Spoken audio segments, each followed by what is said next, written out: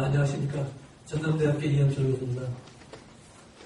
우리 유교수 교수님께서 어떤 학자에 대해서 논의하라고 할 때 고사하셨다고 그랬는데 저는 고사할 줄 몰라가지고 일단 받아들였는데 제가 사실은 1월 달부터 안식년으로 외국에 나가 있어서 이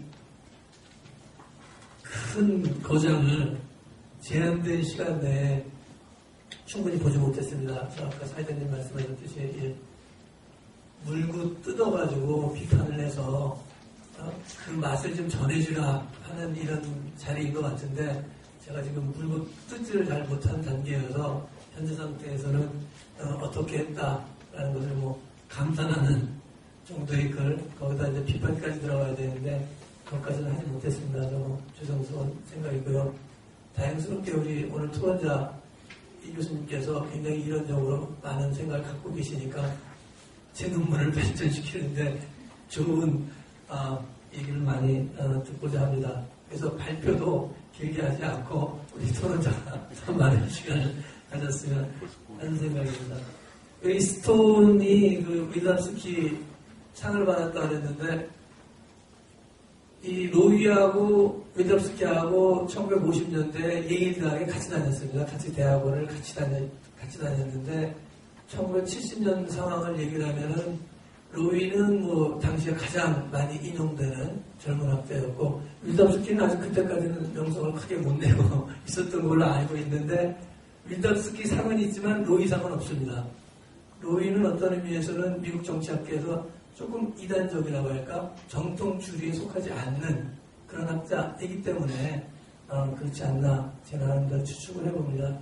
제가 왜 로이 어떤 학자를 얘기하라고 할 때 로이를 하게 됐냐면은 기본적으로 제가 미국에서 공부하면서 처음에 미국 정부론을 들으면서 로이의 엔드 오브 리버럴리즘 자유주의 교훈을 보면서 이렇게 미국 정치하고 복잡한 거를 큰 흐름을 나름대로 이런 식으로 정리하고 굉장히 또 열정적으로 정리를 했습니다. 그래서 그게 감명받은 게 있어서 로이를 하게 됐고 그 다음에 또 정책학을 나름대로 로이가 많이 했기 때문에 정치학자들이 일반적으로 얘기하는 것보다 훨씬 더 정책의 용어를 빌어서 미국 정치학, 특히 이제 뉴딜 1930년대에 뉴딜이 시작되면서 미국이 집행부라고 하는 것이 미국의 대통령이라고 하는 것이 큰 역할을 하기 시작한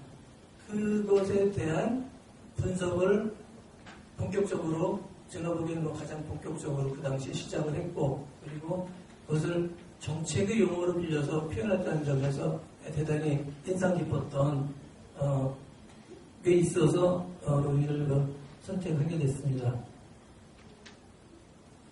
그래서 로이가 했던 얘기는 이제 크게 두 가지로 볼 수가 있지 않나 생각을 하는데 하나는 정책 유형론을 얘기를 한 거고 또 하나는 이제 그것과 괴를 같이 하면서 미국의 정치 현실에 대한 분석 비판을 한 겁니다. 그래서 첫 번째는 권력의 경합장이라고 하는 분석 틀을 만들어가는 과정에 대한 얘기가 될 테고 두 번째는 미국 정치 한마디로 이제 인터리스트 그룹 플러럴리즘, 리버럴리즘 이익집단 자유주의라고 표현한 그렇게 비판한 대목인데 제가 두 번째 대목은 예전에 읽었던 책을 지금 노트도 어디 있는지 모르고 충분히 검토할 시간을 갖지 못해서 그거는 빼고 권력의 경합장에 대한 논의를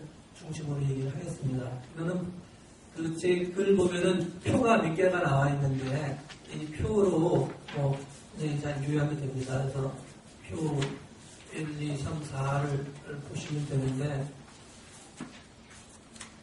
우리 발표문 25쪽에 보면은 우리가 박사학위 논문의 이 핵심입니다. 정부 활동별로 정부가 활동하는 것을 중심으로 해서 정책을 분석하는 게 중요하다라는 생각을 가지고 뉴욕시를 분석을 한 겁니다. 당시에 나름대로 정책이 뭐냐, 어떻게 정부를 이해할 것이냐 논의가 나름대로 있었고, 당시에 가장 이론적인 초점은 정부 활동이 사회 구조를 반영해서 사회의 엘리트들이 정부 활동, 정책 활동의 주요한 결정자로 작용을 한다라는 이런 엘리트론이 있었고, 그렇지 않다. 정책을 부문별로 이슈별로 보면은 각 부문마다 다른 엘리트들이 있고, 엘리트들이 유동적으로 관련되기 때문에 하나의 파워 엘리트라고 하는 집단은 있지 않다라고 하는 게 이제 나를 중심으로 한 다원주의자들의 주장이었습니다. 근데 이 사람들의 논의가 엘리트가 존재하느냐 안 하느냐를 중심으로 보면서 정부의 활동이라고 하는 것을 사회 구조의 반영물, 2차적인 것으로 본 데 비해서 로이는 뉴욕시에 60년 동안, 뉴욕시가 1898년에 그 부근의 몇 개의 지역을 합쳐서 5개 지역을 갖는 대통합 도시가 되고, 로이가 논문을 쓸 때까지 60년 동안 쭉 이렇게 지나온 것을 분석을 하면서 정치 활동에 의해서 정책 활동이 결정된다기보다는 정부 부서의 특별한 정책을 중심으로 해서 많은 사람들이, 정책 관련자들이 활동을 하더라. 해서 그 유명한 정치가 정책을 결정하는 게 아니라 정책의 내용이 거기에 관련된 정치행위자들의 활동을 형성한다라는 논의를 내게 됩니다. 그 내는 밑바탕이 어떻게 봐야 되느냐, 정책을 보기 위해서는 오히려 시장과 관료제가 중심이 돼서 그들이 하고 있는 정책의 내용에 따라서 다른 정책이 나온다는 겁니다. 그래서 그 정책을 그러면 어떻게 분류할 것이냐 해서 분류한 게 25쪽에 나오는 거고요. 이게 이제 박사학위 논문을 나중에 책으로 펴낸 것의 부분입니다. 그래서 4가지 정책의 영역을 나눴고, 그 영역에 따라 다른 형태의 정치 활동이 이루어진다는 겁니다. 그래서 그 4개의 영역이 규제 영역, 서비스 제공 영역, 정부 인풋 영역, 총괄 부분 영역, 이렇게 해서 구분을 했는데, 이 부분이 특별한 어떤 기준을 따른 부분은 아닙니다. 그래서 나중에 이제 이거는 제가 말고 길게 여러 가지 썼는데, 당시에 박사학위 논문이 시장이 어떻게 그 주요 부서의 장들을 임명하느냐라고 보면서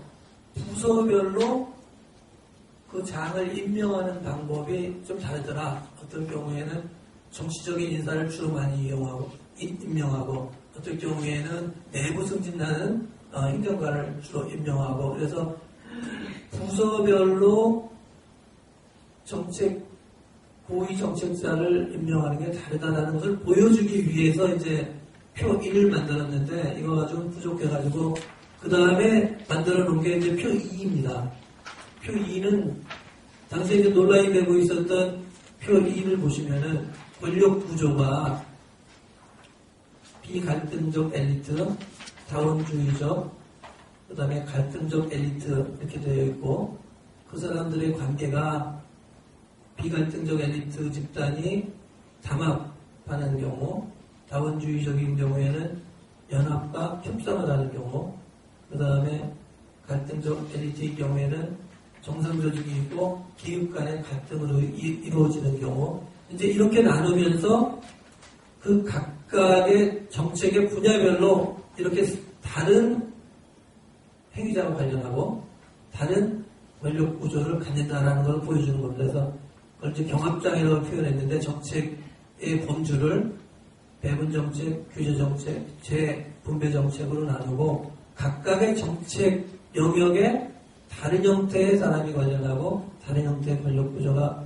나타난다는 것을 보여줍니다. 그래서 배분 정책의 경우에는 이제까지는 별로 주목을 받지 않았던 의회에서 서로 배분 정책의 대표적인 내용의 인프라 설치하는 경우인데 여러 의원들이 각각 다른 사람의 지역의 인프라 지원을 위한 예산 심의 과정에서 서로 도와줍니다.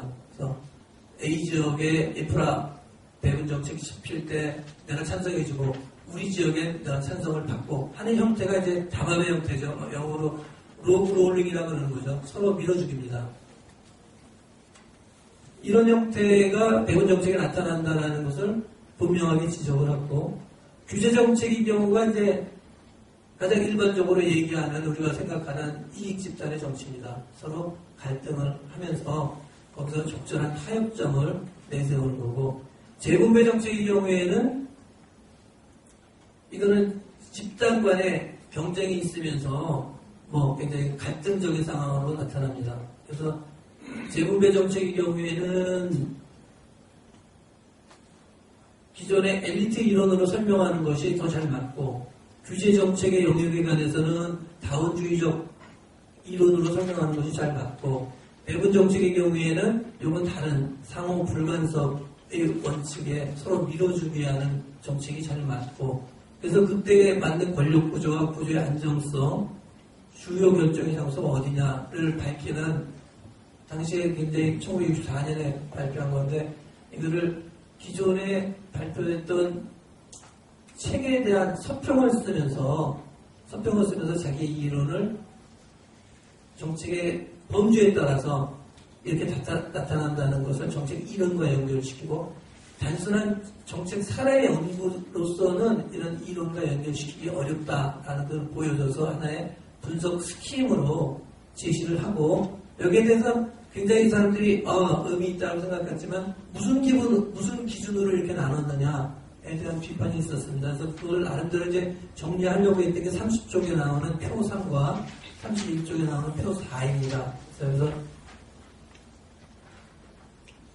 범주화를 이제 실시를 하면서 이제 한 발짝 더 나가는 게 그럼 정책이 뭐냐에 대한 근본적인 문제가 던지게 됩니다.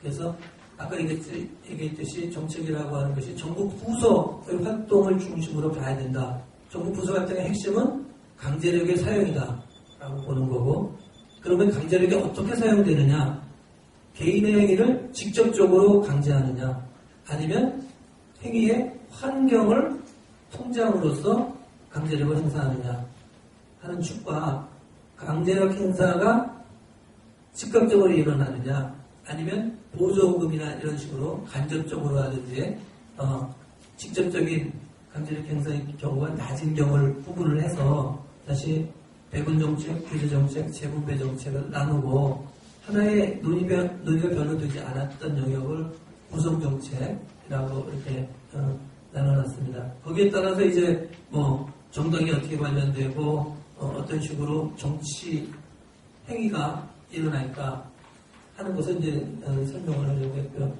그것을 이제 더 발전시켜서 31페이지에 이제 정책의 범주화를 했습니다. 여기서 그 개별형 행위를 통해서 정책을 강제력을 행사한다. 또 행위의 환경을 통해서 강제력을 행사한다라는 부분은 그대로 두고 강제력 행사의 개연성이라고 하는 것이 굉장히 그 정책이 벌어진 것을 보고 거기에 따라서 개연성이 높다 낮다라고 하는 사후적인 분류가 됐기 때문에 그 분류를 제대로 한다면 그 셀의 그 각각의 항에 맞는 규정된 상황이 어떤 식으로 벌어질 것이다라는 예측력을 가져야 분류의 의미가 있는데 그걸 갖지 못했기 때문에 다시 이제 바꾸어서 그 정책이 강제력이 두 가지 힘을 갖는다. 법이라고 하는 것이 법의 강제력이라고 하는 것이 의무나 지위를 부과하는 징벌적인 형이 있고 또 어떤 권한을 부여하는 그런 강제력이 발휘되는 방식이 있다. 그래서 그걸 법의 1차 규칙, 2차 규칙이라고 해서 다시 규제정책, 재분배정책, 배분정책, 구성정책 이런 식으로 구분을 했습니다. 그래서 이 과정을 쭉 보면 아까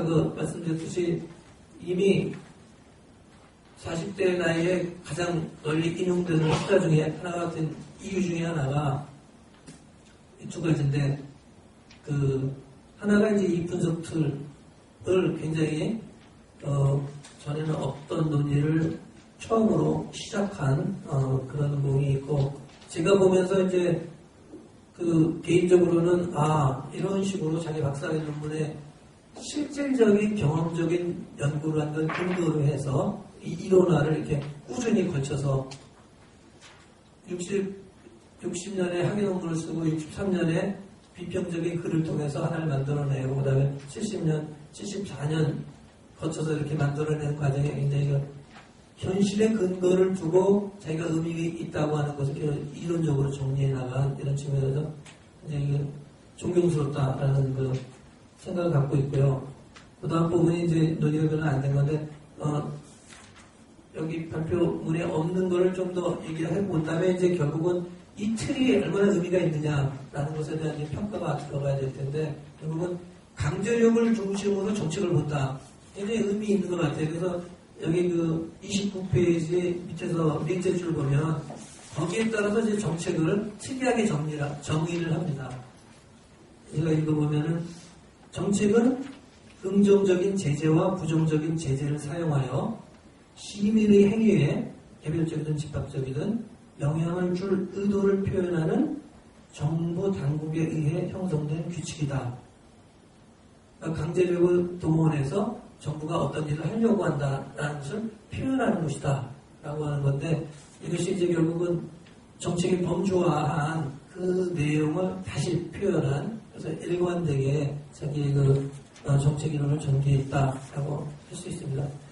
여기에 대해서 이제 많은 사람들이 비판이 이 네 가지 칸에 모든 정책을 맞추기가 굉장히 어렵다라는 비판이 많이 있는데 제가 보기에는 그건 좀 사소한 것이고 보다 더 중요한 거는 크다고 할 수 있는 이 배분정책, 규제정책, 재분배정책을 만든 나름대로 정책 구조, 정책 다툼이라고 하는 것을 정리할 수 있었던 것은 정말 중요한 출발점이 아니었나라고 생각되고 이 정책들이 굉장히 중요한 정책들이기 때문에 이런 것을 평가할 수 있는 틀을 만들어 놓은 거 굉장히 중요하다는 얘기를 할 수 있습니다.